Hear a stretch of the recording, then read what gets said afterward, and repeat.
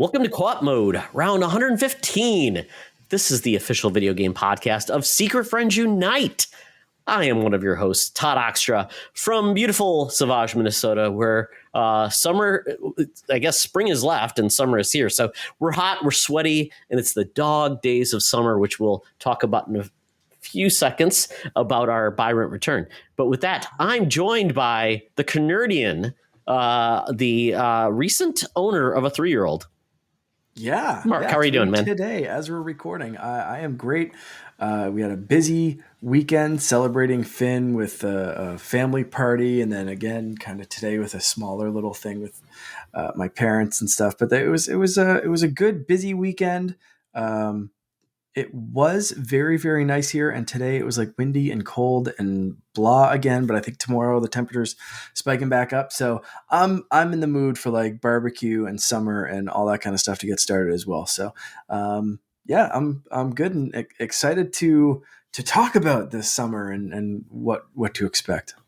It's going to be a crazy year because we don't know a lot, and we're going to get more into what we think we're going to see in the next couple of weeks with all of the game and news and announcements. But before we do that, we want to thank our Patreons. So, Mark, if you want to go ahead and thank our Patreons, that would be very kind of you, sir.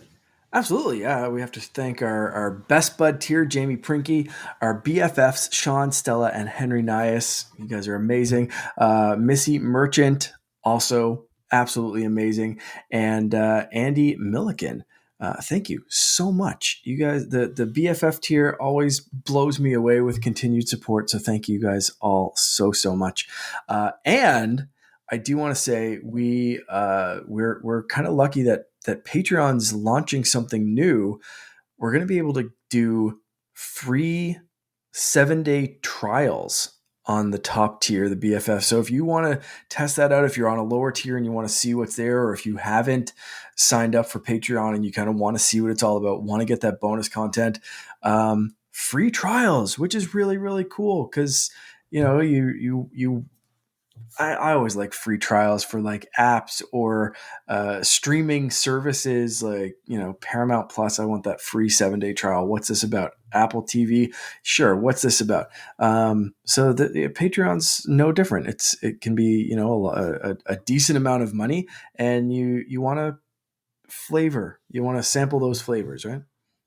Absolutely. And I think at this point, if I think about all that we've done 10 episodes of Spinner Rack. Charlie has done a significant amount of episodes of The Facts of Geek Life, where he reviews all of the things in the past and recounts that with a special guest. He's done so many cool interviews with Missy Merchant and the team that have been fantastic. So that's there. I know there'll be a new episode of The Facts of Geek Life on Friday, and the following week we're doing Irredeemable for the Spinner Rack. Some more to come. And we just did the co-op mode on the PlayStation Showcase, where Mark, when I told him we're going to have some folks, he's like, wait, you're going to have this for how long? We're going to be on for 80 minutes. I don't have the time, guys. So Mark bowed out, and then we had a couple guests. So Famous Seamus and Andrew Simichek joined us for that. So we're trying some different things. And Mark with the Canadian Corner and you and Lauren are doing some cool stuff. And I know more stuff is to come. Absolutely, yeah. So good time to bounce in for a 7-day free trial.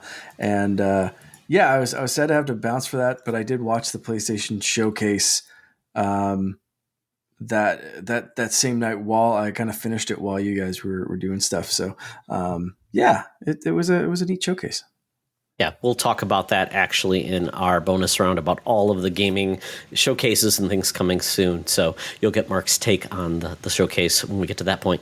But with that, Mark, I think it's your least anticipated part of the show, buy rent return, and what will Todd picked. So quick question. Do you know why I picked buy rent return today, which is a focus on dogs? I didn't until you said the dog days of summer. And I'm guessing that's it, but maybe I'm wrong. Close. And my dog, right. my wife actually said, "Oh, the dog's days of summer." I'm like, "Yeah, sure, whatever." But there is something else to that, and I'll talk about when we get to what we've been playing. Okay. Going from there, but it's dogs focused because I will clue you in now. I've been playing Humanity, and the main character in Humanity is a Shiba Inu. And Oh, that's the okay. weird part. So I'm like, oh, dogs, characters, dogs characters, and who have they been in games and things like that. So I picked 3 this week. So I picked Goofy, which at points, Mark, you're the Disney aficionado. I almost picked Pluto, but I'm like, Pluto really hasn't been a character you could play in a game. So I picked Goofy, and I'm like, but is Goofy really a dog? I don't know. He looks like a dog, Yeah. but he also Yeah. has Pluto, which is his pet. Yep. It makes no sense, but we'll go with it. Yep. He was in Kingdom Hearts, so he was a playable character with Donald and Mickey. He was a lot of fun there. Then we have the Duck Hunt dog. Does he actually have a name? I don't know. I don't know. It's the Nintendo guy. Some people call him an asshole, but I don't know if he has a real name. Yeah. And then we have Parappa the Rapper, a rapping dog who dances. So, Yeah. and Mark, did I miss any other like essential dog characters? Well, I mean, you could have gone with like a dog companion or something. Dog meat jumps into my head right away. Or any kind of sideline dog that you might look up and see on Can You Pet the Dog? Maybe could have picked Nintendogs, the dog from there. All the dogs. Yeah, but I think for iconic dogs in video games, I think you got a pretty decent mix here. I was torn because I almost went wolf because I'm like, is wolf really a dog? Because you have like Amaterasu, who is an Okami, who's the main character, right. One of the greatest characters of all time. So love him. I thought about Wolf Link, right? And then it's Absolutely, like, okay, you can play as Wolf Link. I got my amiibo out there. So I'm like, what other, so I'm like, it's a slippery slope, Mark. That's all I could say. Sure. So I'm like keeping it clear with these are purebred dogs. no subspecies. They got to be playable. It's not just petting is not enough. They can't be a game of all dogs, all the dogs, or we get into like probably Ubisoft had a dogs with a Z game, I assume too. Yeah. So I was there. If anybody else thinks of any dogs characters that are playable, let us know. Mm. So Mark, with these 3, and it's really representing all different platforms and things like that. We got Goofy, Duck Hunt Dog, and Parappa Rapper. What would you do with these dogs? This is a tough one, man. This is you came out swinging on this one. I respect just like you said, different genres, different platforms, different characters, just in general. But I'm gonna have to go with my gut here, and my gut's telling me that Duck Hunt was one of my favorite games when I was a kid. Like that was like NES days. It was like Super Mario 3, but Duck Hunt was way up there, right? Because it was on the same card as Super Mario Brothers. So like I put a ton of time into Duck Hunt. I love that game. Oh yeah. And even though that dog can be a bit of a dick, like you still gotta love him, right? Like it's a dog. Like dogs that's his nature, right? Like you can't change a dog's nature.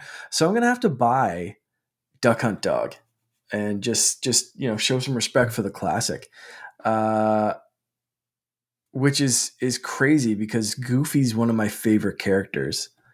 So that's going to be my rent is Goofy, just because I've never gotten into the Kingdom Hearts series. Okay. Like Goofy as a character himself, whether it's, Dreamlight Valley or one of the other games that Goofy's kind of appeared in. And usually Mickey takes center stage in those, and Goofy just kind of shows up. So just because you picked specifically Goofy from Kingdom Hearts, it's going to be a rent because it's one of those series that I'm always like, is there a Goof Troop game? Is there another game with Goofy's been like a main character maybe? Or a character? Because there's been a lot of Disney games and I'm thinking, well, has there been like another one? But yeah. Yeah. No, I do like I like the Kingdom Hearts. I like that you picked that. And that's gonna be my rent because I'd like to try it. I'd like to give Kingdom Hearts a go and just see what it's all about. Don't know if I'd buy it yet. Maybe after I rented it for a bit, it would turn into a buy. But I think that's a really good rent. And I think my return is gonna have to be Parappa the Rappa because I tried that game at a friend's house. I just kind of it was like, okay, it is what it is.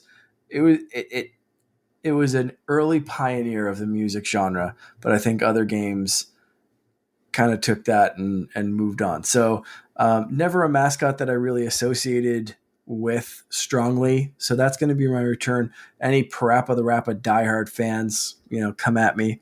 I just didn't own a PlayStation, so that's it. So they're my picks. Okay. That return. Okay, That's Parappa, his crew's coming by, his posse. They're gonna go do a drive-by of your house, Mark. So be prepared for the onslaught of the down south rap crew. I'm, I'm ready to go. Okay. What about you? What are you picking?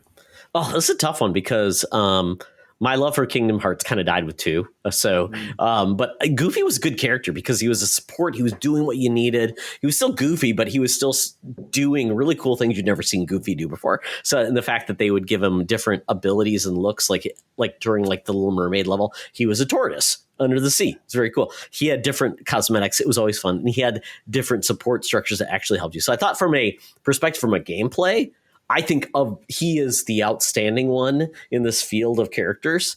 So I would say buy Goofy because I think he's useful. He's a good companion, and I love his names. Gosh, Mark! Oh my goodness! I'm gonna beat some ass.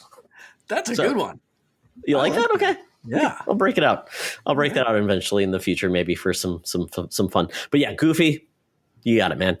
From that point, though, Parappa the Rapper is probably my number 2 because it was a lot of fun. And it was just this weird, wacky. This is like almost respective of what PlayStation was doing in PlayStation 1, they put a lot of weird stuff on their consoles. And it was just like, oh, we're going to make this game about a rapping dog where he's his sensei, a rapping onion guy, telling him what to do. And it was just weird. And the raps were kind of odd. And it was the rhythm game. And I was never very good at it. But I always respected his game and the rap game, Parappa. I mean, he needs a remix tape. I mean, he needs to relaunch and come back because I think it's his time to be on TikTok doing all the things. So, and I think he should come back in some fashion because I think his time has been brought out. I mean, it's been like 20 plus years, Mark. I mean, that's like, he's a classic now.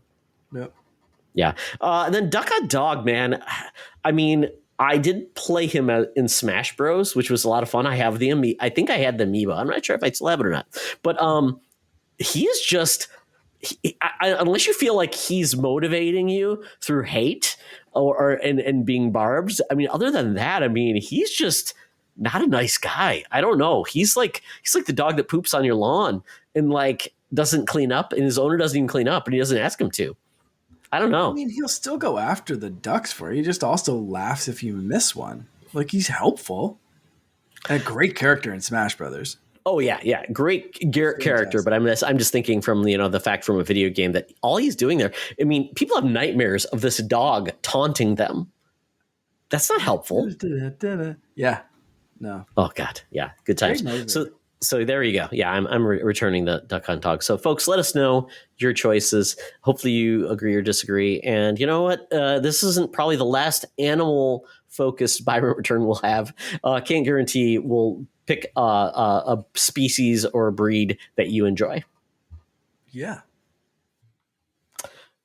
So with that, Mark, we're getting to what you plan. So just to give you a hint before you get what you're like, I did defeat Jedi Survivor, so you don't have to worry about spoilers. I am done with the game. So with that, I'll turn it over to you. All right, yeah. So that's the main thing I've been playing. I've been, dabbling a little bit here and there on different games back on my RG35XX. And, I shared the other day on Instagram, I was playing like an old Star Wars game, like episode 3 on GBA. So was that good? I mean, is it just fun or was it good? Okay. That was good. It was, that was a good game. Some of the other ones, not so much. Sure. Okay. There was one, oh shoot, what was it? I can't remember the name of it. Really tough to go back to. I don't know if it was good or bad back in the day, but like playing it now is just this weird. The camera angle was weird, and it was like an isometric view. Episode 3, the one that I've been playing, is like 2D side scroller, beat 'em up, switch between Obi-Wan and Anakin, and it's just fun.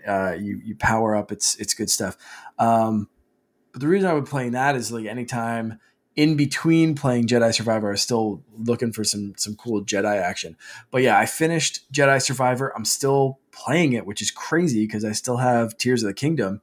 Um, but I keep going back to Jedi Survivor because I want to get more stuff. I want to unlock more upgrades. I want to see parts of the map that I still haven't explored on several different planets.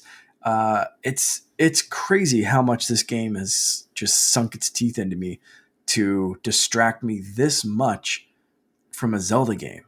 I mentioned that last time, and it's still the case this time where I've finished the darn game and I'm still going back. So Jedi Survivor, I'm going to go full spoilers. So if you haven't played the game, not like full spoilers, but like I'm going to hit on some story beats. So if you haven't played the game, if you're waiting for it, and if you don't want to hear anything, now's your chance to skip forward a little bit, and we'll come back. So 3, 2, 1, time's up. All right, Jedi Survivor.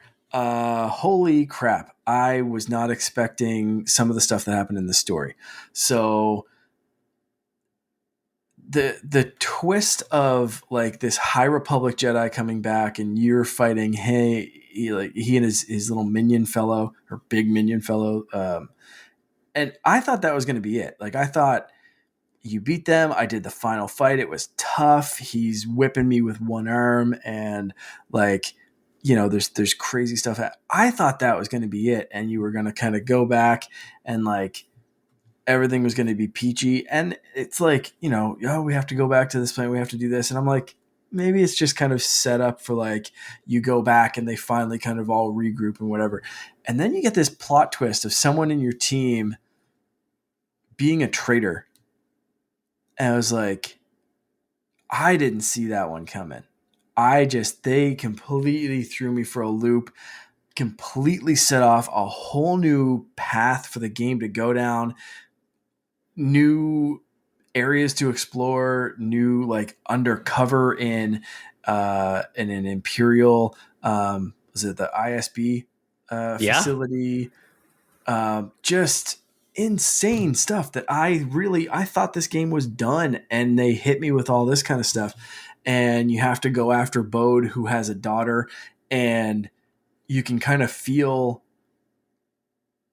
the tension. Like I was feeling that in my soul of like, what would I do? I can't kill some guy in front of his daughter. How do you do that? And like, you kind of understand like he's a bit justified. Like that's the only thing that matters. And I can get that. But at the same time, like you want this to help other people in the galaxy, and you want him to kind of come around and you confront him. And the moment of like, even his daughter saying like, Daddy, stop. Lost. Yeah, you got to stop. Like they're trying so hard to bring him back around and to be like, we don't like, just cooperate with us. We can forgive you for killing these people or getting these people killed. Also, Seer's fight with Darth Vader. Oh God, playing as Seer, Mark, she was amazing. I'm like, wow, insane. I want to play with her. She's so cool. I loved it. That was such a great fix there. Like, wow, I love that. Yep. So good. And just, yeah, man, she was just, but that fight with Darth Vader, just her whole section was incredible. And then like finding out that basically Bode got her and so many other people killed, and still having Cal and Marin say like, listen, man, we can forgive you. This is going to be okay. You just need to just lay down your weapon. We're going to figure this out. And, for even his daughter to accept, like, nah, y'all got to kill him. Like, he's gone. And was she passed out when it all happened? Because that was the one part I couldn't figure out. Like, does she know what really happened to her dad? Because I thought she might have been knocked out. She was does she know that? Okay. I think Marin just kind of grabbed her and took her out of the way. But I think I don't think she watched it go down exactly, but I think she was like cognizant of like, because I thought Marin took her out of the cave area to protect her, so she may not have seen how he died. Yeah, I don't know if she actually witnessed like because Cal would have because that would have been a tough conversation with like, oh, you killed my daddy. Sorry, we're still in spoilers, so that's okay. No, we're still full spoiler. Yeah. I mean, I think she seems like she's a pretty smart kid. She seems like she knows what's going on, and she knew what they had to do. Yeah. Like at no point in that did I watch it thinking that like she is going to try to avenge her dad. Like she knows he's gone at Yeah. that point, and she just basically says like, I really hope you guys can do something, but you're probably going to have to kill him, is essentially like the vibe Well, I got from her. And she didn't well, she quite say even it mentioned like that, like but like, daddy changed when mom passed. yeah, yeah, Yeah, so she so that, kind of knew it was up. And yeah, I mean, to your point, it's like they got to the point where they did the essentially the burning of the bodies, and she was mhm, there for that. And then they yeah, did follow up with her to actually talk to her and things. So I like the fact that they're not ignoring the elephant in the room, but they're also treating it with care, and they're hoping to say, we're not going to let you have to deal with all of these demons on mhm. your own, and we're here to help you deal with it, which is great. Yeah. I mean, they basically just adopted this girl. So it's like Cal and Marin who finally gave in to their feelings and Thank accepted it. God. And Cal finally said, "You know what? The Order is dead. The Jedi Order is dead. I can still be a Jedi for the most part, but like I can have attachments. I have them anyway. I love you. You love me. Let's make this work." And it's Best I thought couple in that was Star such Wars, a great, man. I man, don't care what such a anybody says. great moment. They're the least dysfunctional of all the couples. Yeah, and now they just suddenly have a kid together, who they've adopted from someone that they both killed as a team, which is so weird. Aw, that's what But brings all couples together, Mark. that's it. Yeah, Star Wars is about found family, however weird ways you find it. Hey, you need a kid, kill Um, the parents. that's it.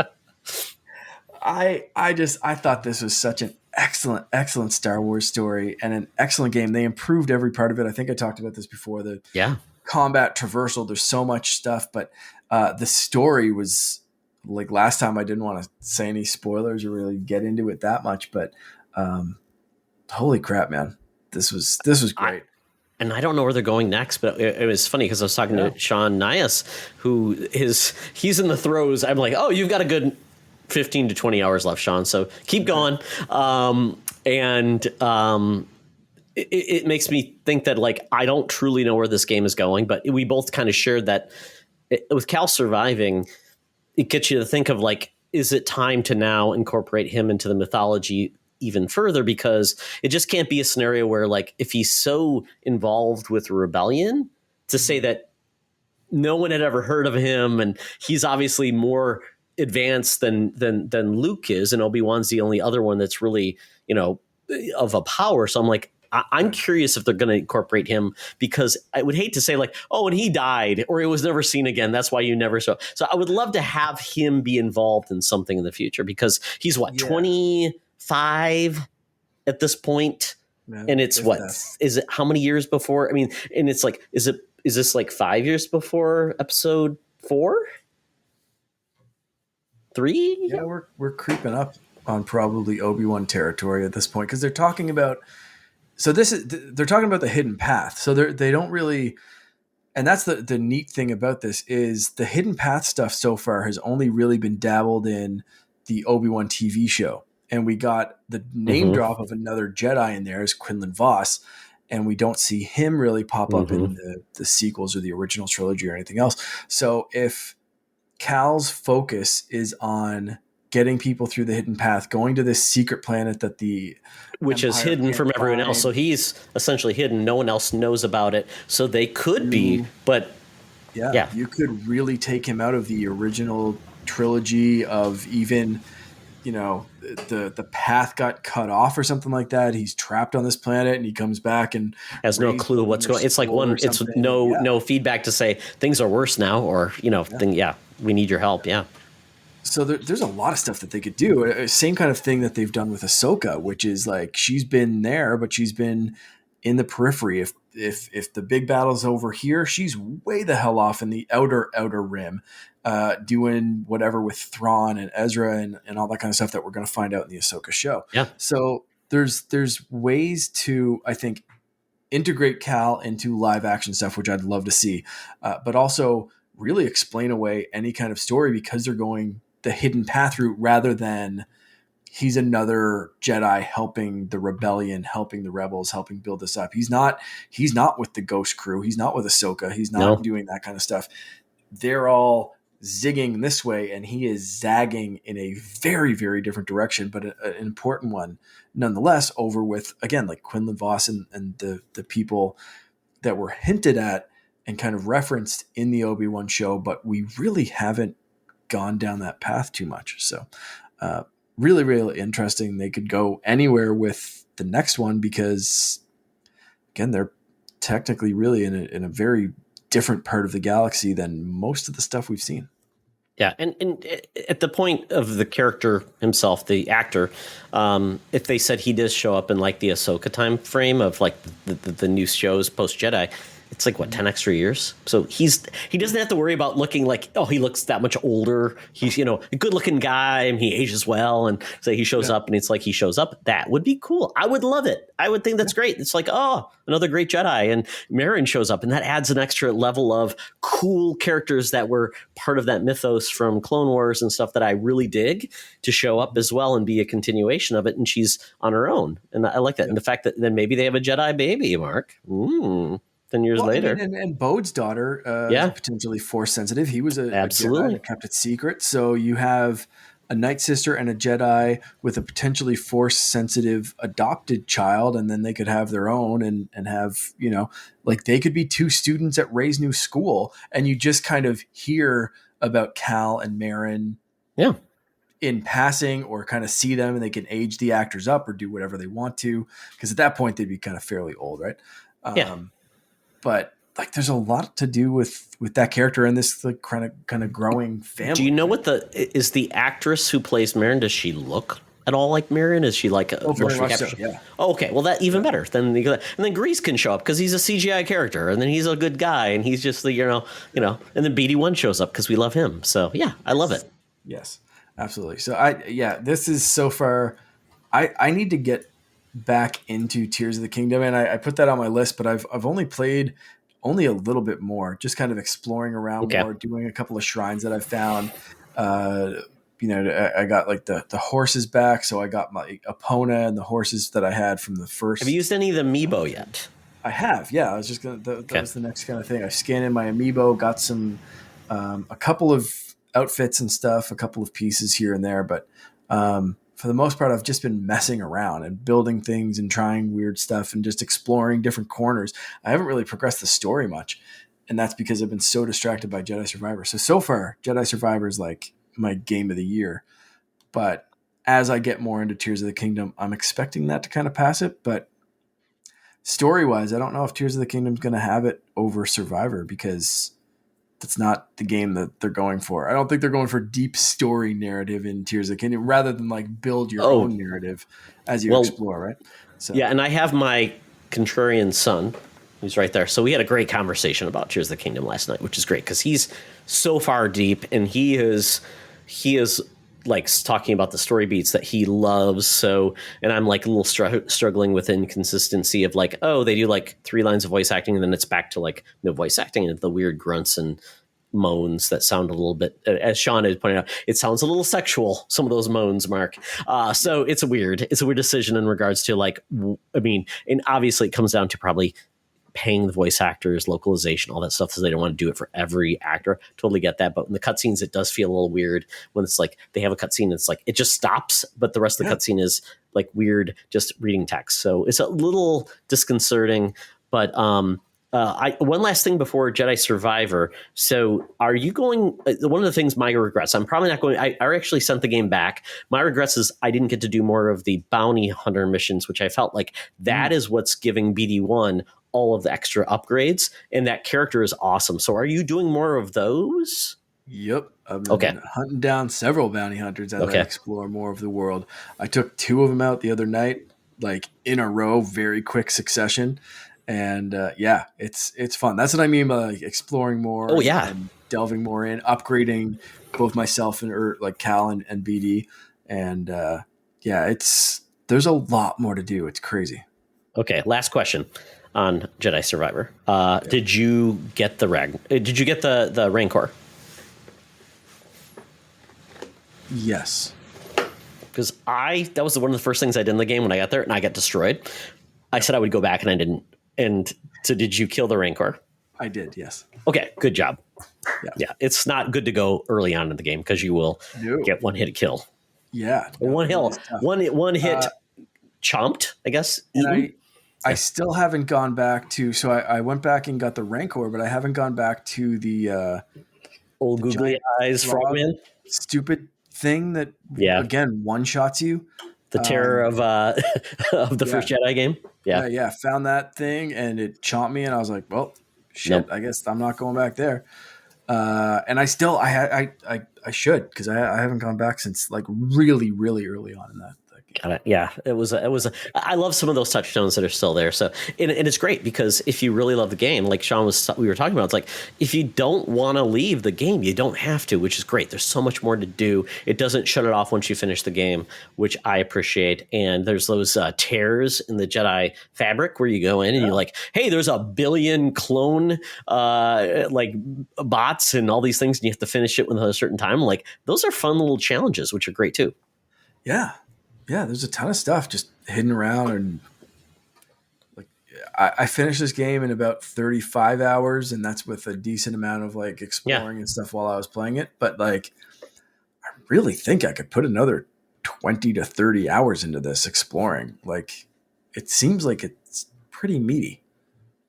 It seems like a game that EA would be silly not to offer more content for. Considering it's 3 to 4 to whatever more years until the next one, and they left it open ended. We don't know where it's going, but it would be cool if they did like an expansion to it, which would be a lot of fun. I could see them doing that because that world where you're at, it seems like there's more mysteries and more things to explore. You're spoiling something I'm going to predict later. Oh no, I will stop. It's all right. My goodness. Okay, well, we'll move on. So Tears of the Kingdom. So, like, I mean, if you had to predict, because, like, right now with Nintendo, after a week, you can see how many hours you've got in the game. So, Mark, are you saying where would you say you're at? Like, under 5? No, I'd say closer to, like, 10 to 12 hours, maybe. Got it. I think it said I was at 16 in the game. Okay. Yeah. I have not beaten a temple. I have gone underground. Mm-hmm. I have not done a ton of shrines, and I have unlocked 2 of the towers, which all right. Do the towers, because the only thing, the benefit it does is explores the terrain, opens some things up, and I am on the path to go to my first major village, to go to my first temple, which is the flying people. I'm going to them. I found them. And that's about the only way you can get to them is through one of those towers, because to get there, you don't have enough stamina and you don't have enough battery power to fly there with the device. So, and that's kind of my path. And my only recommendation in this game is get all of your key powers and get some gear that helps you survive the cold.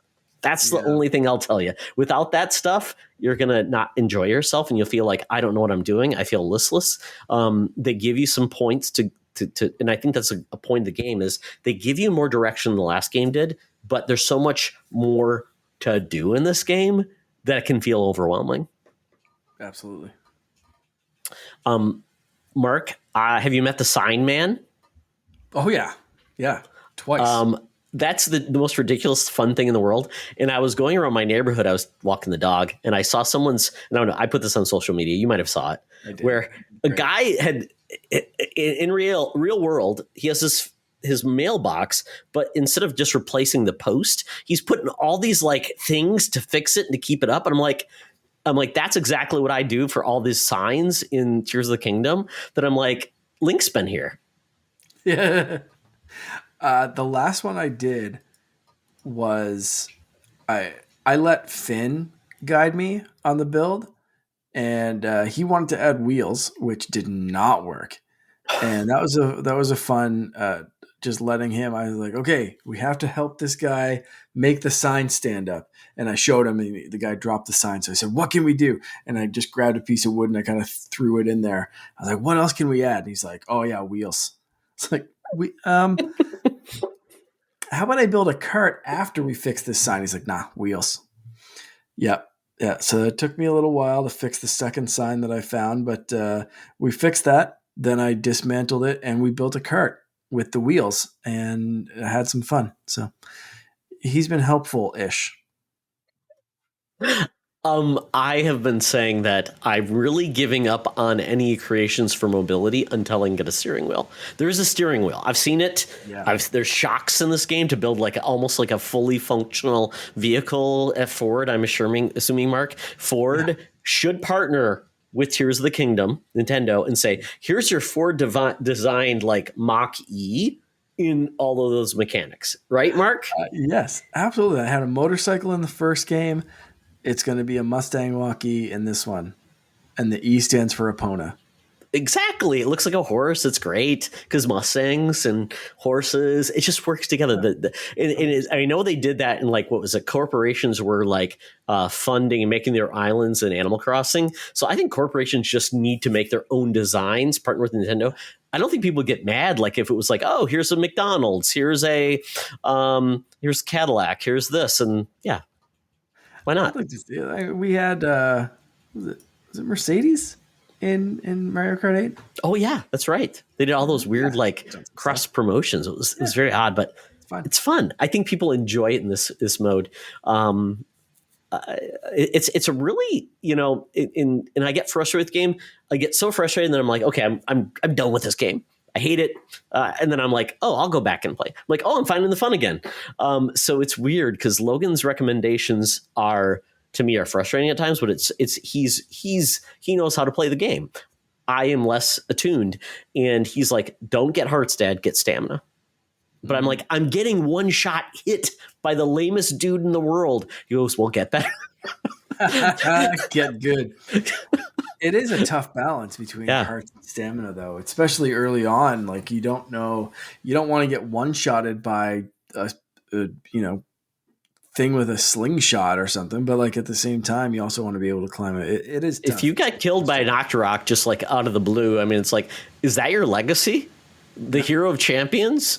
And killed that way? It's like, oh God, he died on the toilet like Elvis. Yeah. That's your legacy? Yep. Oh my goodness. So, do you have a favorite like power up or ability so far? It's gonna sound basic, but I think Master Hand. As much as I thought the Ascend would be, so far, a lot of it's just been kind of open field, right? Like a lot of where I've been exploring has been open field. So I haven't used that Ascend. I use it in like a shrine or whatever, but yeah, I love how goofy it is combining things and just grabbing things and being like, okay, you stick to you and you're sticking over here. And it's like, you can get a 3-year-old designing a car. And it's just great.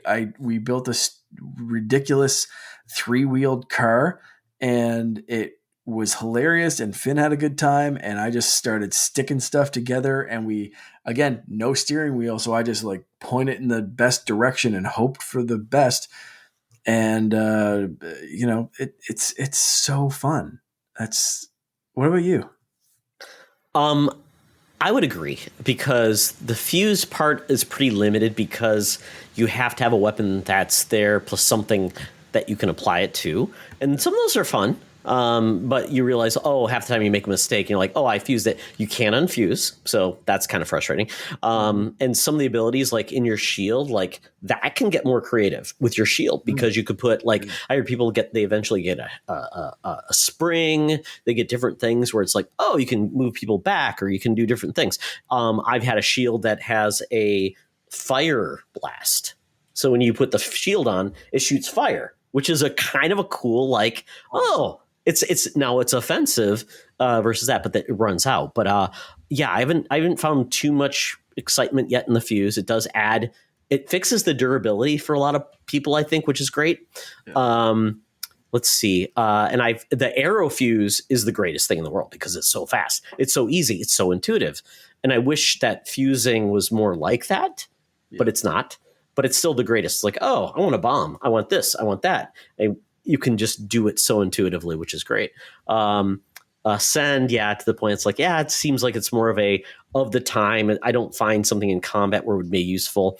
The time reversal, I'm struggling with that one because it feels like by the time I can get to it and use it, like my device that I sent off into the wild with all of the engines is already gone. I can't get back. It's like, I can't reach it. So it feels like it's if it was a little bit more like, boom, I got it, boom, I can return it, it would be more useful because I've seen how people use it, like returning projectiles. And I'm like, I haven't found my path to do that yet effectively.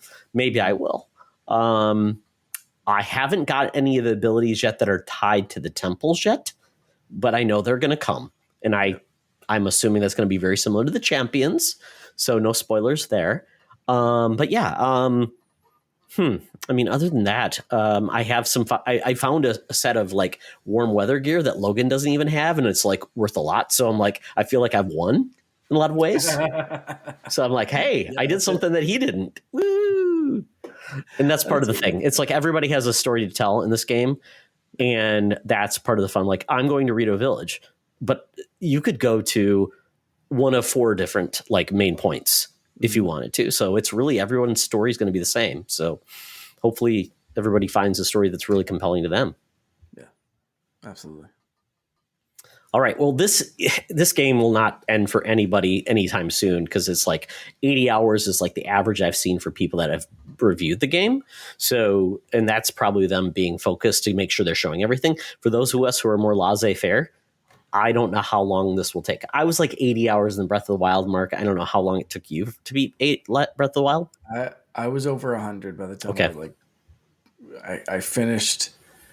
By the time I like did the final boss thing, I think I was over 100 or maybe just under 100. By the time I was kind of like ready to put the game down, I was inching closer to 2. Wow. So, wow. Yeah. Yeah. I might be playing this for a bit. Yeah. And I didn't find Terrytown in the first game. So I'm kind of a loser. Didn't do the bowling thing. Yeah. So I missed a lot. I know I did. And I kind of wished in this game, where in the first game, Breath of the Wild, part of the DLC packs, they showed like your path of everywhere you've gone and they showed it on a map. I just wish that was part of the game now. So I could see like, oh, I missed this part right now. So I feel like but I know that's incentive to go back. It is in the game. Oh, wait. This coming in from my son, who's talking to me from the background. What did you say? It is. Oh, he's saying it is in the game. Oh, that's right. It is in the game. Because I have seen a couple of like here's. Oh yeah, that's right. So okay, so I missed that. So thank you, Nintendo. You listened to Todd. They just did it right now as we were talking, Mark. I can tell. Okay, so very good. So if you guys are playing Tears of the Kingdom, let us know your thoughts because this is a big game to chew on, especially as new games are coming out. Well, myself, along with those games, I've been playing a few others. So, and I think this game will be of interest to you. It's called Cassette Beasts. It's come out on Xbox Game Pass. It was on PC earlier. Now it's on actual console. And if you're looking on YouTube, it's actually my background. This game should speak to you, Mark. This is a Pokemon game that is not a Pokemon game. It is it's a cool mix of HD 2D, similar to the Square Enix games they've been doing, which is very fun. It's really cool. And it's taking like the Pokemon trope, but you're a kid, girl, you can choose whoever you want to be. You can pick all of your things on your character creation that travels to this world. And that's how it opens up. And you're trapped with this whole town who's trapped. They're saying, hey, welcome to our town. Bad news is you're trapped here. And but part of our culture is we capture these beasts, these on cassettes, which is the weirdest part in the world. So it's dealing with almost like tapes that you use. And that's part of the aesthetic. So you can record them to capture them. So instead of Pokeballs, you've got tapes, Mark, cassettes. Right. And within that, you can play, rewind different things, or you can choose your abilities of your characters. So it's the Pokemon or these in this world cassettes, it's very much like a Pokemon aesthetic. So like fire, water, air types. And you've got a companion along with you. And the whole point is you aren't you when you actual attack. You're actually assuming the form of one of these beasts. So, and your companion is as well. So you've got a companion with you who's doing that. And then you can also along the way summon a previous beast you fought as a third playable character in this turn-based RPG. And then you've got different aesthetics. You can bring in like items and different things. So it's a mixture of like Final Fantasy RPG plus Pokemon. And it's pretty fun. And I could see where somebody who loves this genre would love it. As, you know, there's maybe not a new Pokemon to play. This could be fun. And people that are only on Xbox could also experience it. And this game, I think, is perfect for cloud streaming. I think it's because it's turn-based. It's not a Twitch game. So I think it's a lot of fun. I love the aesthetics. It's very cute. The beasts are very fun. And they're very cute. I mean, it follows the Pokemon trend very well. But there's another layer to this game. It feels like Undertale. It's a little creepy at times. So you meet this like demon monster in the underground as you're exploring like the overworld and doing things like that.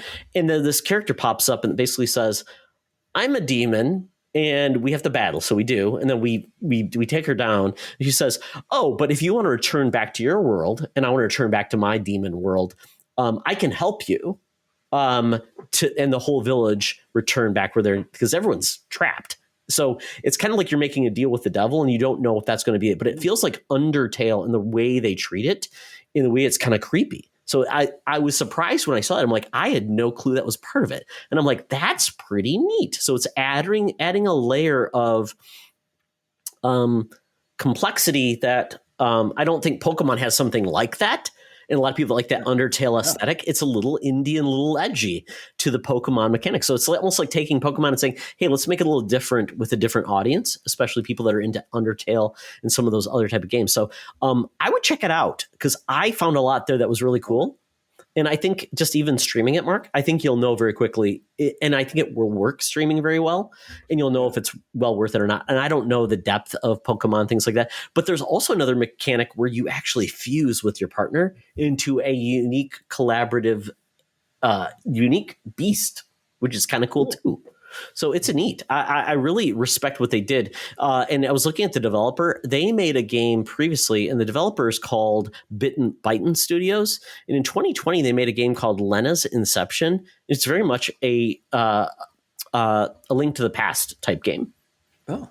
So I think they know that type of Nintendo heritage, and it's very good. It's got great Steam reviews, and it looks like the old game, Lena Inception, looks like a Link to the Past. So it seems like they're just leaning into that, and the game's only like $10 on Steam, and it might be even cheaper. And this game, if you want to buy it, I think it's like $20 if you don't want to just play on Game Pass. And it's cool, and the cutscenes are beautiful. They're like anime, very well done, and it's neat. And the music's actually has a soundtrack with like human vocals and things like that too. So there's a lot here. So I definitely check it out. Very cool. And then lastly, Humanity is a game that just came out. Humanity is a game by the Tetris. Is it Tetris Effects? Tetris. I'm blanking on it. It's the most recent version of Tetris. Tetris Effect. That's been on like Xbox and things like that. They've made many different games. Their style is very, I don't even know how to put it. It's just weird, and they're very. They set a mood, and the most recent game is. I'm just looking at this who the developer is, and unfortunately, with a name like Humanity, it doesn't bring back like the SEO is bad for a game because it's just like humanity, the study of humans, and things like that. So Humanity is developed by that game company or that limited edition. They've made many other games, Tetris Effect, a few others, Luminous, and this game. It's the best way to put it, and it's on PS Plus Extra right now for free. If you own that service, you get this game. It's on PS Plus Extra for PS4 and PS5, and also PS5 and VR2. And the best way to describe this game is it would be like Lemmings and Echochrome. So Echochrome was like a weird game where it would play on PlayStation Vita and PSP, where it would play with like almost like in a Geiger, not Geiger, Escher as well, like dealing with like 3D views and what goes up, what goes down. And the Lemmings aesthetic of it is you're a Shiba Inu, the dog, and you're leading humans, like just in place of lemmings, you've got humans, and you have to lead them to a place to go up to heaven. And they go up like a rapture, I guess is the best way to put it. So you're leading humans to the rapture, Mark, in this game. And that's the main goal. The cool part is you are not actually hurt by having humans die along the way. So it's not the number of humans. You don't have to, it's like a continuous feed. So we've got too many humans. And along the way, you have to, the big part becomes like these things called goldies, which are like big golden idols to a sense that you have to lead. And if you get the goldies there, it unlocks different abilities. So it's getting humans there, but the goldies are the big part that unlocks different abilities and things, which are well worth it along the way. And it's so cool because you can change the terrain. You get different abilities, like telling the humans which direction to go. You can make them jump. Make them a long jump, high jump. And I've only gotten to the beginning of it. I beat the tutorial and went from there. It's crazy, but it is one of those games that's like that one more round to figure it out, because maybe I want, instead of just only getting one Goldie, I want two Goldies, because Goldies give you the extra abilities. And what they can do, they let you rewind time, move the level around from a different perspective to say, did I miss something? And it's really cool. I mean, it's a mind bender, and I've heard on VR too, it's amazing. Like, because you're actually in the level, overseeing like a god and moving things around in real time. So it's really well done. And just when you start seeing the mass of humanity and the way the DualSense gives you feedback and the sound, it's really immersive. So I was really impressed by it. So I don't know if it's like the game to get for PSVR 2 right now, but it is something that makes another recommendation because it's one more game going there. Right. You're definitely right with the SEO kind of thing, because I even typed in Google humanity game, and only 3 out of the top 10 image results showed me images from this game. The rest are Cards Against Humanity, the game. Exactly. That was the part. I'm like, because I was thinking maybe I'll do a GIF background for my background here so you can see the craziness, but I'm like, I couldn't find enough there to find a GIF even. Yeah. Yep. Well, sounds interesting though. It definitely is. I'm not big into like the puzzle games like that. I give up very quickly. I'm like, I get what they're going for, and I move on. I don't know if I'll go back to it or not. But even I was talking to Sean Nias, and it's like they're digging the game. Like Henry's digging it. So it seems like a game that really will open your mind to how to solve a problem, because it is that way. It's like, okay, I can solve it this way, but I also have to solve it this way. And sometimes it's 4 directions of traffic that you have to figure out how to get your humans and the goldies together. And there's going to be push mechanics. I've seen, Mark, where they've got lightsabers where the humans have to fight each other and they have to fight other things. It's just weird, but it's cool. It's unique. It's a unique game. So this is why we play, to see these weird things. So check out Humanity, especially if you have PS Plus Extra, because you get it for free. Yeah. All right. Well, that's what we've been playing, folks. If you've been playing something else that we should check out, let us know. But now it's time to get to the bonus round, Mark. And it's really gaming showcase season. Some things we know about, some things are still TBD. We talked about last week on our PlayStation showcase, kind of like what we thought of the PlayStation show. And Mark, you weren't able to be on the show because you had limited time. You're like, Todd, I don't have 80 minutes. And I'm like, yeah, we're probably going to go long. And you were right. We went 80 minutes to talk about the PlayStation Showcase because there was a lot there, good and bad. So with that, really quick, before we get into the rest of these showcases that are going to come out, what were your takes from the PlayStation Showcase? Did you think it was enough to get people like yourself to get into PlayStation? I thought overall it was a really good showcase. I thought there was a lot of CG, a lot of trailers that really didn't show to me like enough. show me a little bit of gameplay, or that's when you could have interjected with a person. They only really had a person talking a couple of times for very limited amount of stuff. It was kind of like, hey, we know you want some trailers, so here it is. And then at the end, it was just kind of like, thanks for watching.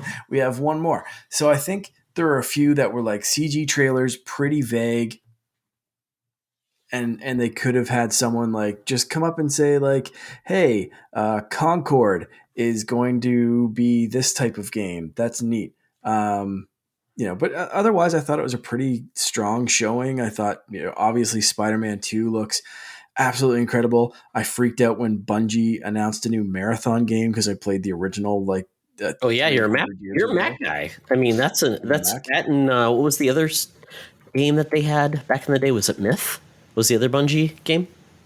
Yeah, no, Myth. That was like their turn. That was like their RPG game, or Yeah, I never was it a played that strategy one. I game? did play Yeah. Marathon though. Yeah. Okay. But I thought they had some really really cool looking stuff. I'm glad Beat Saber's finally on PlayStation VR 2. It kind of like that's what people look for. It's one of those staples of VR that people are like, Beat Saber. I heard that was neat. Um, I thought there was something for everyone here. It was a really impressive showcase. I loved, again, aside from here and there, a couple of little things where I would have liked something accompanying like a real CG trailer. I thought just having an hour and 10 minutes of trailer after trailer after trailer after trailer was amazing. I don't want a talking head the whole time, maybe here and there interjected, but like, holy crap, man, they just brought it out. Like every single one of my notes was like from something as simple as like Cat Quest. I was like, hell yeah, I love the first Cat Quest game. That's great. And What was it called? of the Pirates of the Caribbean. Caribbean. Come on, man. My son loves those games. He is eating those games up. They're so cute. Yeah, amazing. To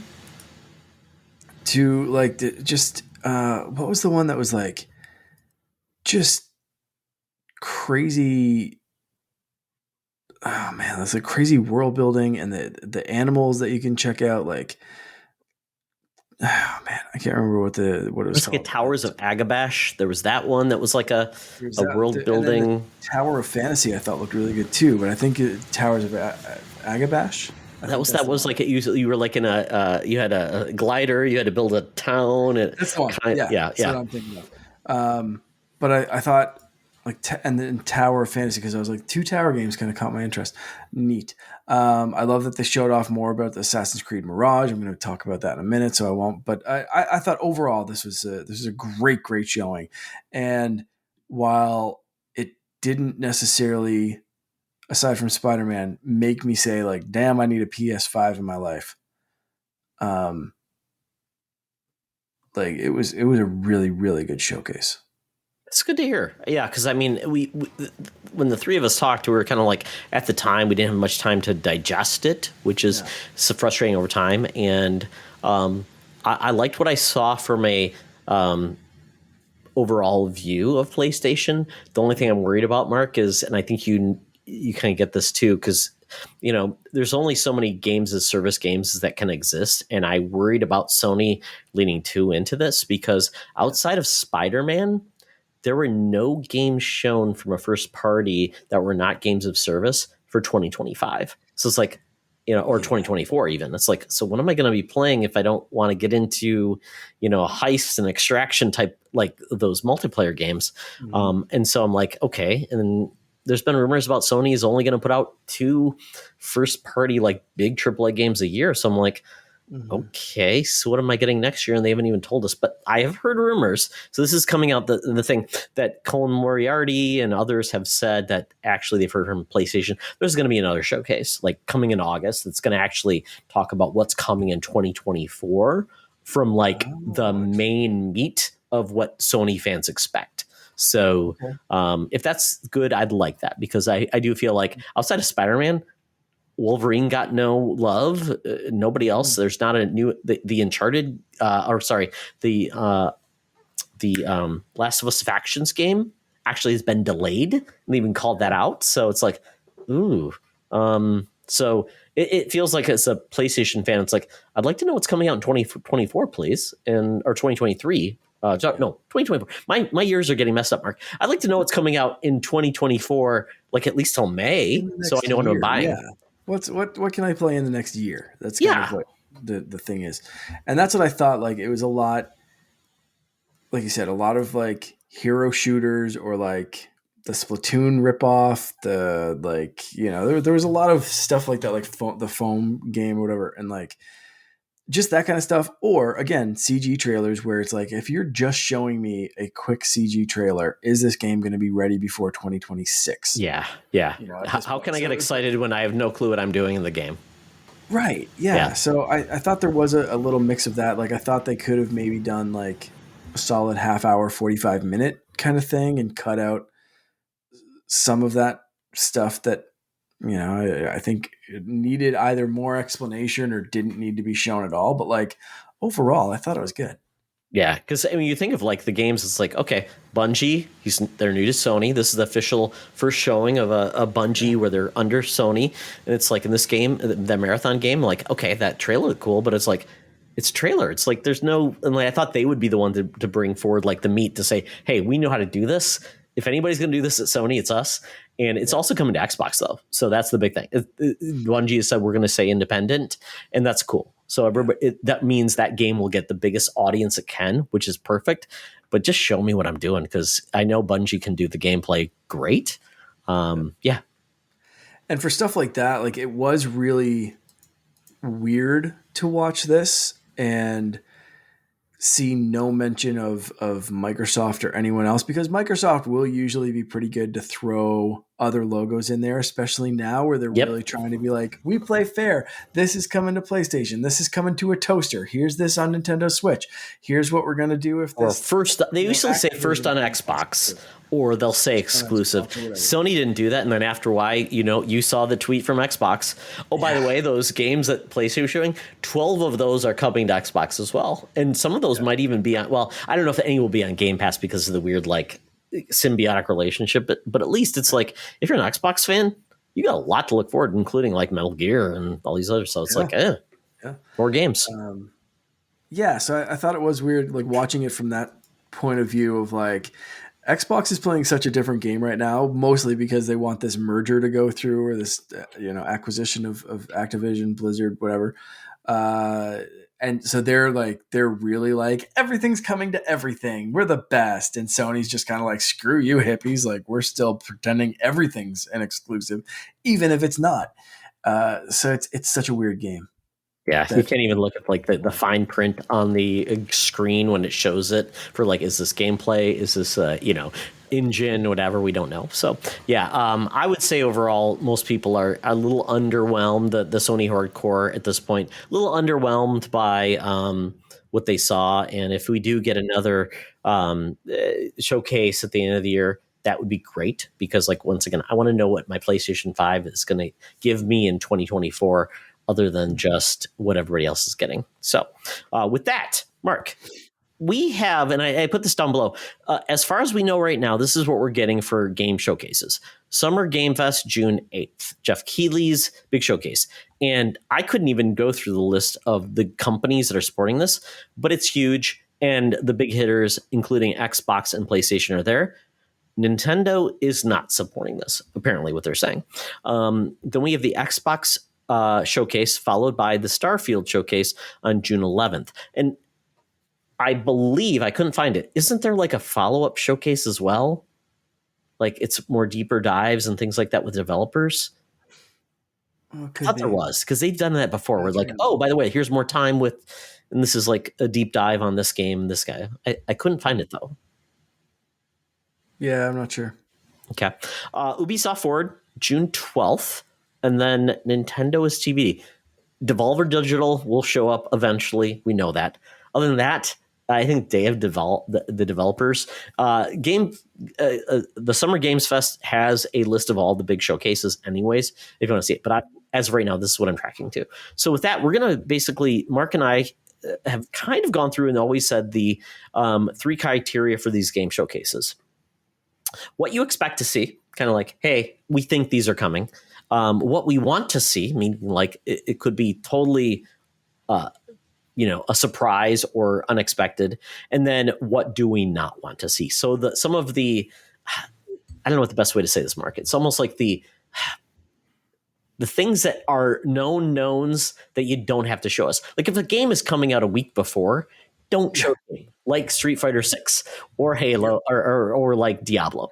Don't show us that, or Final Fantasy 16, which at PlayStation Showcase, holy crap, how much time did they waste by showing that in Street Fighter? They didn't need to do it. So that's what I'm talking about. So that's where we're at with these showcases. So we have the Summer Games Fest, Xbox, and Ubisoft event. And then if we have anything for Nintendo, even though no showcase is actually known at this point.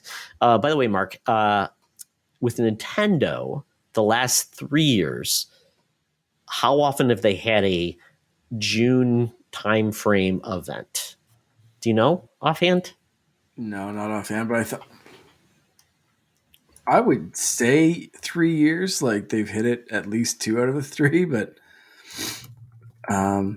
yeah, I'm not sure. I mean, other than just like random tweets and things like that, or yeah, I mean, so we don't know. It's not always guaranteed outside of the E3 actually being in effect if Nintendo will have their own event at that time. So let's say if they are, we'll talk about it. If not, then it didn't happen and we'll go from there. So let's start with there. So Mark, what you expect to see, we'll go through there and we'll hit that first. Summer Games Fest. Okay. From Summer Games Fest, so I just kind of looked through the full list of what's going to happen. And for Summer Games Fest in general, I think we're going to see Activision come through there and maybe a little bit of like the Microsoft. Again, I think they're going to just keep pushing hard that like they want to support new platforms. They want to go do this and this and this if the deal goes through. Like I think that's going to be kind of a big public showcase because so far a lot of it's just been like in the courts or in like hardcore people following the news. But I think the Summer Games Fest, maybe not quite as much as E3, but kind of getting there. I think that's the time where the public kind of can take a look at it. It might show up in like a local paper or at least a normal newspaper or website that like everyone would kind of read, like your parents might read. So like, I think this is going to be the time for them to show off like we're playing nice. You know what I mean? Like that's what I expect to see from Summer Games Fest from that side. I'm not going to go through everyone. I'll leave it at that for now. From Activision / Oh, you don't want to go through the 40 plus studios showing up? Yeah, no. Okay, so for myself, for Summer Games Fest, I'm expecting we're going to see Mortal Kombat 1 gameplay. We got the trailer, which if you've seen the trailer, folks, it's not for kids. It's disgusting. But this is essentially bringing us back. It's killing everybody, and it's starting over from scratch with which is it Kung Lao, essentially taking place of Raiden as the god for the studio. So essentially they're starting over, and we do have some announcements with like Jean-Claude Van Damme is going to be a playable character as Johnny Cage. We're also hearing that it's going to be like Homelander is going to be a character. We're also going to get Omni-Man from that. And I can't remember the other characters, but that's what I love about Mortal Kombat. So I think that's what we're going to see there is gameplay and also maybe playable characters from different universes. Cool. I think we'll see Kojima. I don't know what he's going to be propping up.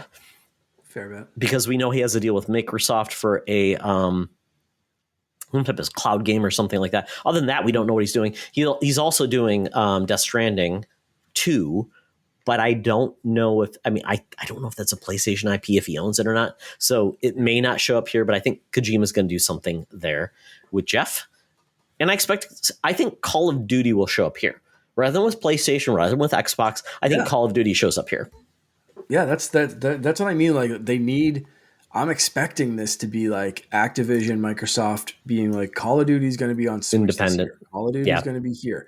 This is where you pay attention to like, here's what Microsoft is going to bring to Call of Duty, and let's make sure this goes, because otherwise maybe Activision just doesn't do this stuff, right? Like I think that's going to be the showcase of like, we're already seeing Microsoft support, hoping this merger goes through, and this is what it's bringing. Like I think there's going to be the big public showcase of why they think this merger is a good thing.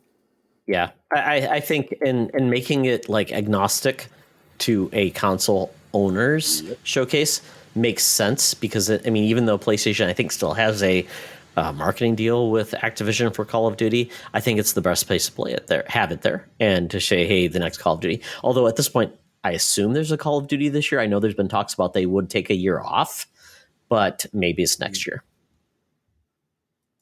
All right, Mark. Xbox. So we've got the Xbox showcase plus the Starfield showcase. So I don't think we need to dwell on the Starfield part of it because that's just going to be, they're going to show Starfield and it's going to be more Starfield. So we're going to see both of those. So it's a move on from that and focus on really the Xbox part of this, which would assume all of their studios. But it could be anything from a game to hardware to anything. So what do you expect to see out of those realms?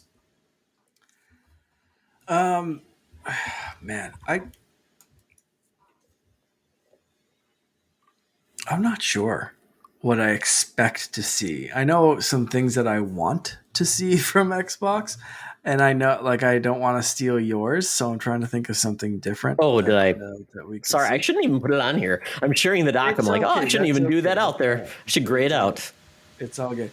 What I expect to see is maybe a hint at the next Gears game. I think Okay. Xbox is still struggling to find their place. I think they've hitched their ride to some weird exclusives or some stuff that just didn't land right or whatever.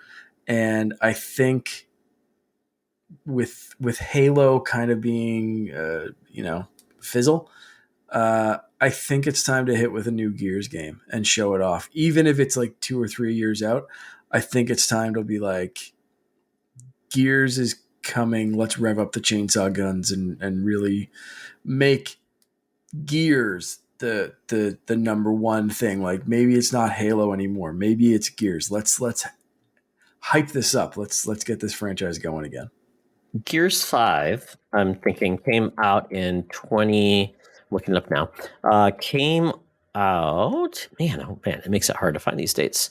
Come on, Google. Don't let me down. So Gears came out in 2019.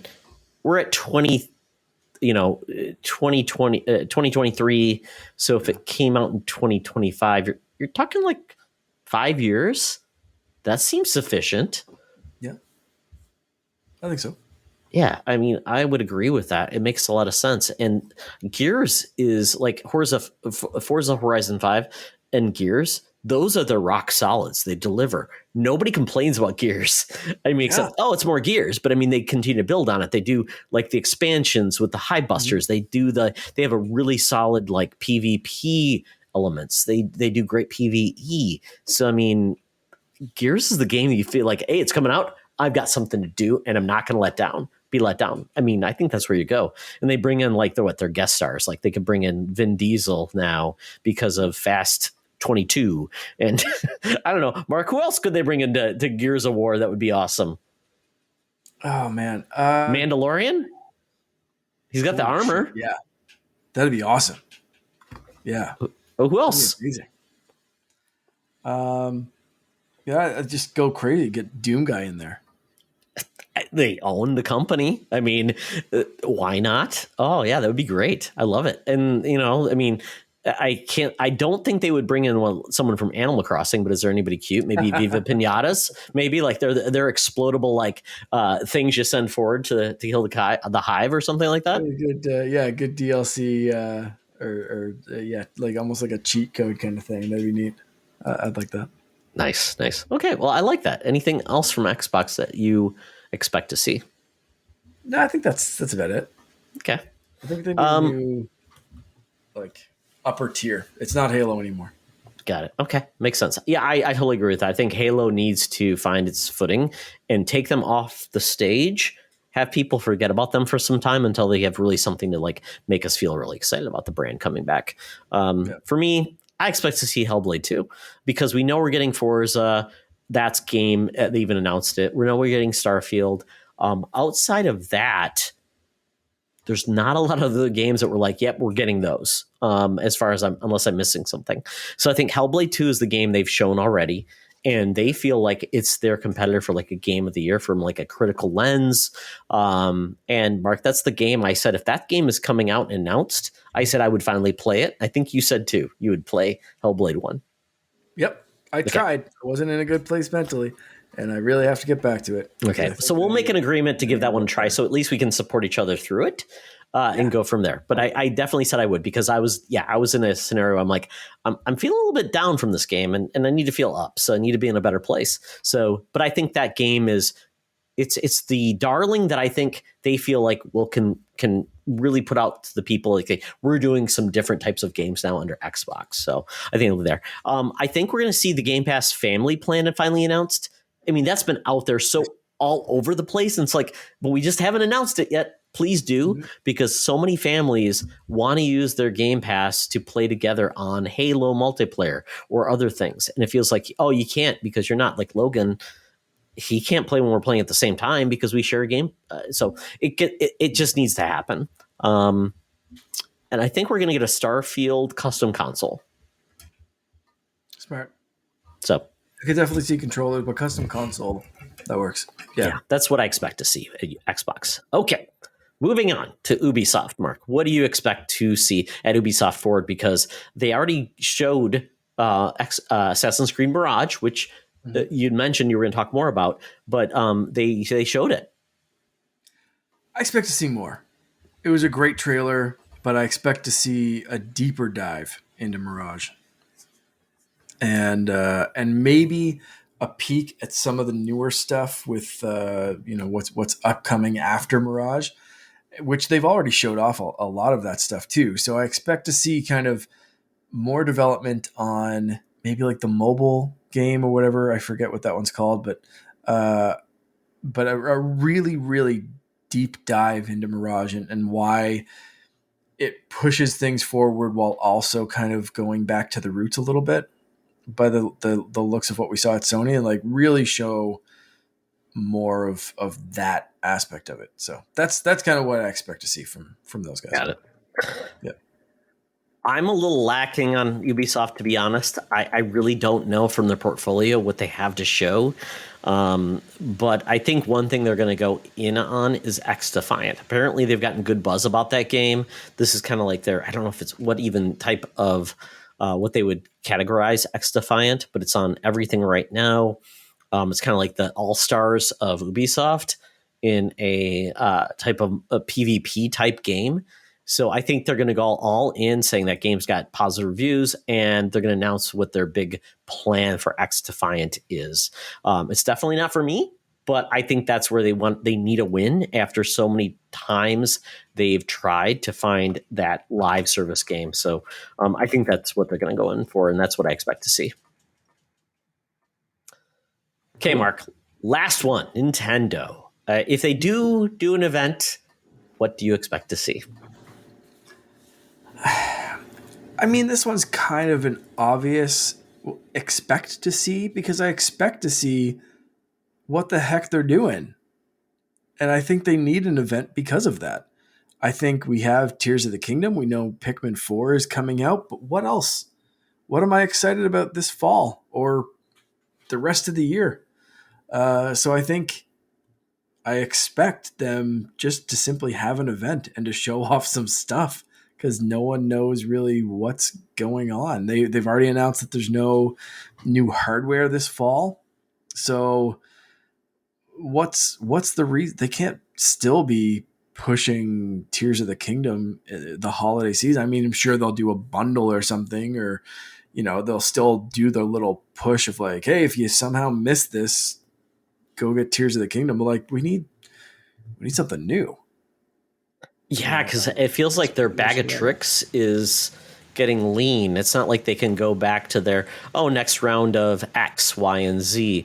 The Mario, I mean, and that's where I'm struggling, and I'm like, what franchises could they go? They can't do any like Zelda like HD remasters because they just had Tears of the Kingdom. I don't think they would do that. I mean, could they go back into like another Mario 3D All Stars or whatever type of collection? Could they do more Metroid Prime remasters? I'm just really struggling to see what they could go after, because the big games, I just don't see them divulging until unless they release, they say these games are going to come and then they also get ported to the next console. It just seems like, why would you waste big releases if we know there's something coming soon on those consoles? So yeah, it's frustrating because as a Nintendo fan, you're like, okay, well, I know something's you got new games coming, but are we getting anything this year? And I just and that's why I think people are leaning towards like maybe Metroid Prime 4 is their big fall game. But I'm like, wouldn't we want better hardware for that? And that's the point. Like I'm really hoping that the hardware is at least a little bit backwards compatible, like Xbox Series and PlayStation is right now, where there's new stuff unlocked if you get it for the newer consoles. You know, it's a faster frame rate, better this, better that, but like it still works on an Xbox One or a PS4. And I'm hoping for a little bit that they do that with Switch 2, Super Switch, Electric Boogaloo, or whatever they come out with. But I mean, if it's a completely different concept, yeah, maybe they're just, all right, well, you have a great Zelda game. Thanks for enjoying the Switch. Here's our next thing. I don't know, man. It's making me kind of worried. Well, with that, Mark, I'll give you mine. I think if we do get something, we're going to get the NSO Next releases, like what's big, like the big NSO from those platforms. We're going to get the Mario Kart Next Track Pack from that. And I think we're going to get another big GameCube remaster. And it might be the Mario, Paper Mario, or the what is it, the Thousand Year Door? Yeah. Because it doesn't seem like they're touching GameCube. And I feel like that's the treasure trove to go after, to bring those games back and bring them back to as a full release. So maybe that's the game they go after, where it's like, it's kind of not anywhere you can access it now, and we're going to give it to you, but it's going to be updated, maybe extra content. I like it. Yeah. All right. So that is what we expect to see. So, Mark, moving on. We'll move this a little quicker. What you want to see, Summer Games Fest? I mentioned this. I think I kind of alluded to this before. Maybe I didn't. I can't remember what I said or not. Jedi Survivor DLC. Nice. And or the next big Star Wars game. I think they've got such a great hit on their hands. Let us explore more of the galaxy. Let us explore a planet. Let us go after some more bounty hunters or pirates or something. There's so much that they could do to expand DLC for Jedi Survivor after the game is finished, that I think they have kind of free reign, like without even having to worry about setting up something for the next game. They can just be like, hey, Cal, someone walked into the bar and they caused some trouble, but they also said this. Can you go stop them? And here's another 5-hour little DLC adventure to go on. Easy peasy, done. Get me excited. Like that's it. If they don't do that, show me what the next cool Star Wars thing is. I want EA to step up and just keep on swinging. I think that makes a lot of sense. I mean, EA doesn't have a game conference this year, so if the EA wants to show something to get us excited, I know they've struggled at times, so I definitely could see that. Yeah. Okay, so for myself, I think maybe PlayStation saves some things for the showcase. One of those things could be Team Asobi's new game, which could be a new Astrobot game, which would be playable as a standard platformer, but also in VR as well, because that is one of the best pack-in games of all time, and I know people want more. And it's criminal that team has not announced anything. So I hope they have that ready, because I know that would make a lot of people happy, because it's just such a fun game. And then, Mark, once you ever get a PlayStation 5, your son will absolutely love it, because the DualSense, when it reacts, and he's adorable little guy. And then maybe a Marvel trailer. So Disney owns all the Marvel games. And quite honestly, I expect more out of Marvel games. And I think we should see something outside of anybody's showcase of owning a console. We got the Captain America Black Panther game. And outside of that, I'm trying to think, we've got the Iron Man game as well coming. So I would love to see a trailer for a new Marvel game. And I don't care where it goes. I just want more Marvel games. Yeah. Yep. I won't jump ahead. All right. Okay. We'll go to Ubisoft then. What's next? What do we want to see at Ubisoft? I want to see Mario Rabbids DLC. I thought we did. Did they not showcase it? They announced, they showcased DLC 1 back in March. And I think they announced the title for DLC 2. So I want to see DLC 2. Not just the title. I want to see what it's all about and more details of it. Maybe I just missed it. It was like a couple of days ago, so that's entirely possible. But I think we'll get a deeper dive into that. Even if they've announced some stuff, I want like show and tell. I get it. That game series is so beloved, and I wish it did so much better. Yep. Okay, Mark, for me, I want anything on that Ubisoft Star Wars game. Really, come on, guys. I mean, I've heard that this game might actually be coming out in 2024. So if it is, this is where it'll be shown. If it is, I don't even know what to say, because I mean, a Far Cry. That's what it's supposed to be, like a Far Cry style Star Wars game. I think so. Yeah. That would be amazing. Now, I don't want it just to be like go to like an observation tower, checkpoints. Here's all your missions. Go kill them and get some banthas that attack people. I don't know if I want that, but I want a perspective of being in a open world that's living and doing some cool things. Because Jedi Survivor does a little bit of that, but it's a little bit more constrained. Yeah. Yeah, absolutely. Yeah, I think, like you said, the blueprints are maybe there a tiny bit in Jedi Survivor, but like they could really go all out with some mayhem. Because that's the Division team, right? That's planning the game. Oh, okay. Yeah, something. Because if it is, that's like right.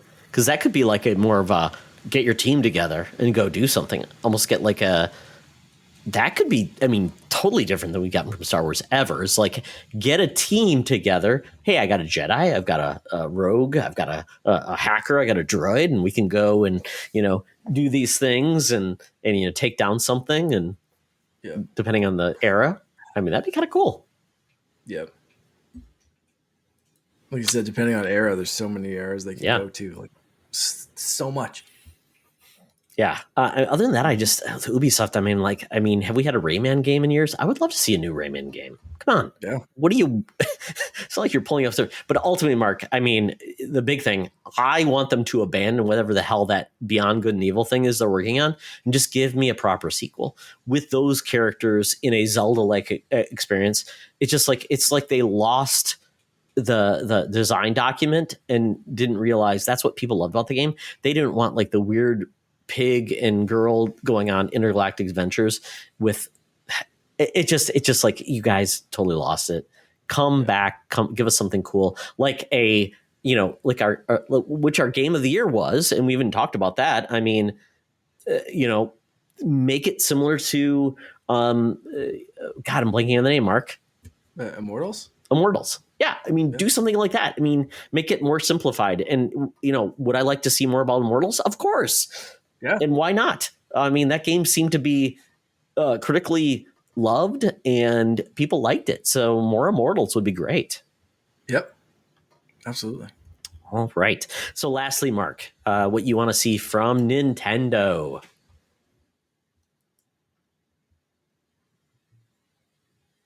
Wind Waker. Oh, the collection? Switch. Are you talking about like Wind Waker? At this point, I don't even care if it's a collection. Like, I would love the Wii U collection, which would be like Wind Waker and Twilight Princess. I'd settle for just paying full price again, because I'm stupid, for Wind Waker. I just want it on my Switch. Do that. And while I'm thinking about water, Wave Race, because I have to mention that once per show or I don't get paid. Uh, Wave Race and Wind Waker. Give me some water adventures. All right. All right. I'll give it to you, Mark. You know what? You deserve that. You know, you get so little in this world from them. You know what? Make Mark happy, guys. Give him Wave Race, a new Wave Race. Make it happen. Maybe a 1080p X2, whatever. Give him that too. You know, just make it like a sports collection, like an action sports collection, and just blow Mark's mind. He won't be able to operate for like 5 weeks because he'll be like, "Oh, I'm getting what? Oh my god, my brain!" And yeah, he breaks everything. Has a mini stroke. I don't want that, Mark. I don't want that. I want you to be healthy. Don't have mini stroke, please. I appreciate that. Yeah, bite down on a wallet. Maybe that'll help when they announce try. that. So for myself, I want a Link Between Worlds on Switch. Ooh, I think that would be phenomenal. I know it's probably too close to Tears of the Kingdom, but I mean, I just love those type of games. It's amazing. I really want that. It would make me so happy. I just think it's such a phenomenal game that I never got as much as I wanted to into 3DS because I didn't love the console itself. So I think that would be a great game. Along with that, Mark, what do I want to see? Beautiful Joe, whatever. Remaster, collection, bring back Beautiful Joe. I know it's Capcom, but I mean, you think of like the Capcom, 5 that was for GameCube. And Beautiful Joe, it feels like the one that's been just left behind and ignored. So I want Beautiful Joe to come back, please. Yes. All right. And Mark, this is the fun part where we just get to be old codgers and just going to be grumpy based on nothing but, our anger. What do you not want to see at these conferences? So Summer Games Fest, Mark, what do you not want to see? Summer Games Fest, if you look at that list, the featured companies, there's a lot of like mobile or mobile first or like mobile centric. And I just don't want that. Like I like mobile games. I play a lot of mobile games. I like Apple Arcade. I like what some of these companies are doing, but they don't always need to be mixed in. Like if I'm seeing big epic adventures from like Ubisoft and Activision and EA and even cool stuff that like Epic's doing and whatever, like I don't need to hear about like what's next from Netflix games on mobile or like what gotcha thing Disney's coming up with next or whatever. Like I don't know. I know it's all gaming and all gaming's good and blah blah blah whatever, but like I just have it separate or something. I just don't care. I know what you're It talking feels about. like it Yeah. needs to be separate events or something. Like I still want to hear about this stuff, but like I want it to be like, hey, there's a new Stranger Things game. It's on mobile and it's on mobile tomorrow. Go get it. Like I don't want it to be like, hey, here's what's coming up in 6 months from Niantic. Like, no, shut up. Like, just give me more Pokemon Go and stop trying to be like, here's NBA Basketball Go, where you can collect NBA stars from the 80s as you go for a walk. Like, I don't care. Stop. Especially not in my summer game fest activity thing where there's a lot to hear about. Yeah, nobody wants the ad that you would normally get from a YouTube video to be a big part of the show. That one. Yes. Yep. For myself, I do not want Kojima on stage gushing with Keeley. Don't care about their relationship. I don't care. I'm really not into Kojima games anymore, and they just don't do anything for me. So from that being a big part of the show, I could care less. You know what? Take it off stage, have a podcast together, make some food, brew together. I don't know. I don't care. Don't show me that. All right. So Xbox, Mark, really quickly. What do you not want to see from Xbox? I don't want to see them talk about new acquisitions or anything else. I want them to just focus on games. You've acquired enough studios. You're working on the Activision thing. Shut up and show me what you paid for. That's it. I totally agree. Yeah, take the politics out of it. Just show us why we bought our Xboxes and go from there. So what I would say, I don't want to hear about how many players' hours of interaction they have with Xbox, because to me, I could care less how many people are playing their games. I just want to know that the games they're playing is more than just like something I could care less. That's a metric I don't care about. Yeah. Leave it alone. I don't want Forza porn. We've seen Forza Motorsport when they showed it before. I don't want to see 85 angles of a car. It's Forza. We know what it is. If it's rain, all those. I don't care. It's Forza. It's Forza. Here's a ladybug on a blade of grass that you're going to be driving past at 300 miles per hour. But we've meticulously detailed the raindrop on this blade of grass doing dynamic reflection of the ladybug that's also crawling up. Yeah, I get you. We've done physics models of 80 tires and shocks. I don't care. I'm not the Forza guy, and taking up my time showing more of this game, which we know that Forza Horizon is far more popular these days. It just to me, it takes away from like, and let's put it this way: racing games always look good. I don't care what you say because it's a fixed track and they look good and they control it. I don't care. Don't tell me that's the thing.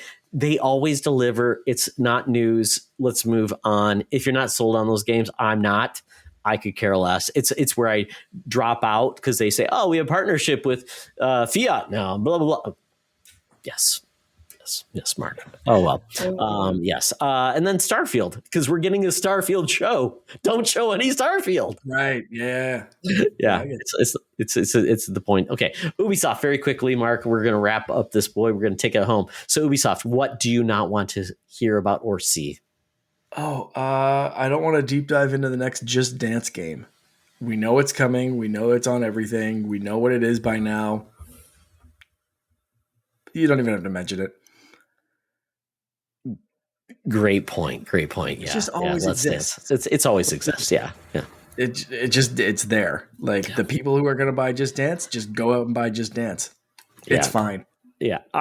I'll be honest. I don't want the next Tom Clancy PvP guys doing things, infiltrating a third world country. I don't think anybody wants another Tom Clancy game doing the same thing they've always done before. Don't show us that. If you do, I feel like, wow, especially with Extraction, probably going to be pointed out, unless it's Splinter Cell. If it's not Splinter Cell, Tom Clancy, go home. And he's dead. I know he is. God bless your family. I was just gonna say, he's dead. You just told a dead dude to go home, man. We don't. Mark, they bought him. They bought Tom Clancy. They probably own his grave. It's probably the grave. The grave is probably in Yves Goma's house, and he looks at it every day and goes like, "I own you." that was part of the deal, Mark. They bought his corpse. I don't like that at all. Sorry. No offense to the family of Tom Clancy. Yves Goman, return his body to his family. Good Lord. Okay, moving after Todd's going to hell. Nintendo, Mark, what do you not want to see from Nintendo? Can I say I don't want Nintendo to not show up? Does that count? Absolutely. You don't want them to be absent. Yeah, that's scaring me right now. So I don't want that. That's sufficient. Easy answer. Yeah, since you said that, so I'll build on yours. Right. I do want them to show, but what I don't want them to show me is something that should be held for the next console. Because I don't want to have to buy the same game again, or it be crippled. And that's a horrible thing. Because, I mean, I don't want it to be held back by the next Switch console, or because it's not going there already by itself. And we're going to get a better version there. Because I think that's the challenge. And we don't know Nintendo, their stance on if they're going to just basically make everything go forward compatible. If they do, then it's whatever, and it plays there. But I'm just worrisome that we don't have a clear view. And so any game that's going to be coming out on Switch could be hampered and not improved on the next console if that's where it should be. I'll build on that one a tiny bit, and I don't want them to show up half-assed either. Like, I don't want them to show up and be like, hey, you should buy a Switch this fall because all of these great games are available already. And they show like 25 games that we all already own. They're like, hey, have you played Super Mario Odyssey or Mario Kart 8? It's like, yes, everyone has. We know about it. Don't show that anymore. Like, I don't want that scissor wheel or focus. Bring new stuff. Absolutely. And we could have said like what we want to see is the next Switch console, but we're not that stupid to know it's going to happen this summer. So, yeah, we're not fools. We were born, but not yesterday is what they say, right? That's exactly the same. Or born, not last night. Oh, well, that is it for our recap of things that may and may not happen. We'll have a recap. I believe the next showing, Mark, will be after all these events. So we'll have a feel of like we were right or wrong, and if we were happy or sad. So I think that's where we should close this show. So with that, Mark, thank you, and tell people where they can find you. You can find me on Instagram, Twitter, and of course our Discord channel as _Canardian, or on Xbox and Switch as just Canardian if you want to game with me.